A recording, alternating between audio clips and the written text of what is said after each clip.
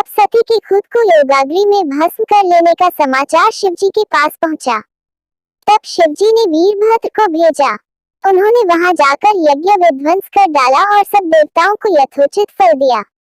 सती ने मरते समय शिव से यह वर मांगा कि हर जन्म में आप ही मेरे पति हों। इसी कारण उन्होंने हिमाचल के घर जाकर पार्वती का जन्म लिया। जब से पार्वती हिमाचल के घर में जन्म तब से उनके घर में सुख और संपत्तियां छा गई।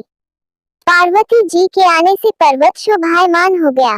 जब नारद जी ने ये सब समाचार सुने तो वे हिमाचल पहुंचे। वहां पहुंचकर वे हिमाचल से मिले और हंसकर बोले, तुम्हारी कन्या गुणों की खान है। ये स्वभाव से ही सुंदर, सुशील और शांत है।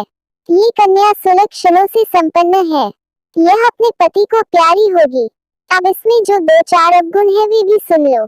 गुणहीन, मानहीन, माता पिता विहीन, उदासीन, लापरवाह। इसका पति नंगा, योगी, जटाधारी और सांपों को गले में धारण करने वाला होगा।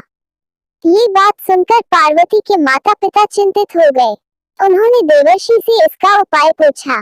तब नारद जी बोले, जो दोष मैंने बताए मेरे अनुमान से वे सभी शिव में है। अगर शिव जी के साथ विवाह हो जाए तो ये दोष गुण के समान ही हो जाएंगे। यदि तुम्हारी कन्या तप करे तो शिव जी ही इसकी किस्मत बदल सकते हैं।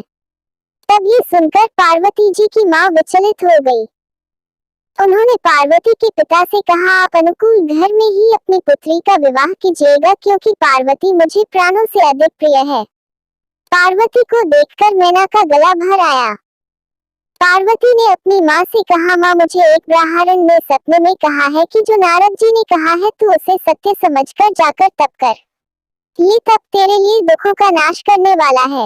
उसके बाद माता पिता को बड़ी खुशी से समझाकर पार्वती तप करने गई। पार्वती जी ने शिव को पति रूप में पाने के लिए तपस्या आरंभ की, लेकिन शिव को सांसारिक बंधनों में कदापि रुचि नहीं थी। इसलिए पार्वती जी ने अत्यंत कठोर तपस्या की ताकि शिव प्रसन्न होकर उनसे विवाह कर लें। जब सप्तर्षि सती की परीक्षा लेने गए, सप्तर्षि ने पार्वती से जाकर पूछा, तुम किसके लिए इतना कठिन तप कर रही हो? तब पार्वती ने सकुचाते हुए कहा, आप लोग मेरी मूर्खता को सुनकर हंसेंगे। मैं शिव को अपना पति बनाना चाहती हूँ। पार्वती की बात सुनकर सभी ऋषि हंसने लगे और बोले कि तुमने उस नारद का उपदेश सुनकर शिव को अपना पति माना है जो सब कुछ चौपट कर देता है।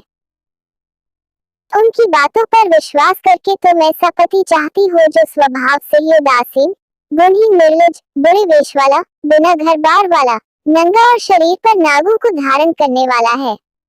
ऐसे वर के मिलने से कहो तुम्हें क्या सुख मिलेगा। अब हमारा कहा मानो, हमने तुम्हारे लिए बहुत अच्छा वर चुना है। हमने तुम्हारे लिए जो वर चुना है वह लक्ष्मी का स्वामी और वैकुंठपुरी का रहने वाला है। तब पार्वती उनकी बात सुनकर बोली, कहा है कि मेरा हाथ भी पर्वत के ही समान मजबूत है। मैं अपना ये जन्म शिव के लिए हार चुकी हूँ। मेरी तो करोड़ जन्मों तक यही जिद रहेगी। पार्वती की यह बात सुनकर सभी ऋषि बोले, आप माया हैं और शिव भगवान है। आप दोनों समस्त जगत के माता पिता है। ये कहकर सप्तर्षि पार्वती को प्रणाम करके वहां से चले गए। पार्वती जी की दृढ़ निष्ठा ने जीत लिया शिव जी का मन। वर्षों तपस्या करने के बाद एक दिन पार्वती जी के पास एक ब्रह्मचारी आया। वह ब्रह्मचारी तपस्विनी पार्वती का आग्रह स्वीकार करने से पूर्व बोल उठा, तुम्हारी जैसी सुकुमारी क्या तपस्या की योग्य है? मैंने दीर्घकाल तक तप किया है। चाहो तो मेरा आधा या पूरा तप ले लो, किंतु तुम इतनी कठिन तपस्या मत करो। तुम चाहो तो त्रिभुवन के स्वामी भगवान विष्णु भी।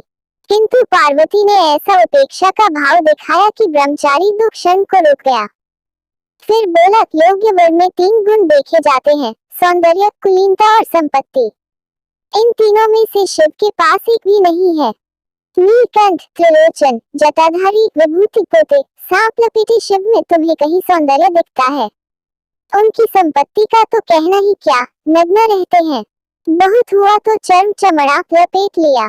कोई नहीं जानता कि उनकी उत्पत्ति कैसे हुई। ब्रह्मचारी पता नहीं क्या क्या कहता रहा, किंतु अपने आराध्य की निंदा पार्वती को अच्छी नहीं लगी। अतः वे अन्यत्र जाने को उठ खड़ी हुई। तब शिव उनकी निष्ठा देख ब्रह्मचारी रूप त्याग प्रकट हुए और उनसे विवाह किया। जहाँ दृढ़ लगन, कष्ट सहने का साहस और अटूट आत्मविश्वास हो, वहां लक्ष्य की प्राप्ति अवश्य होती है।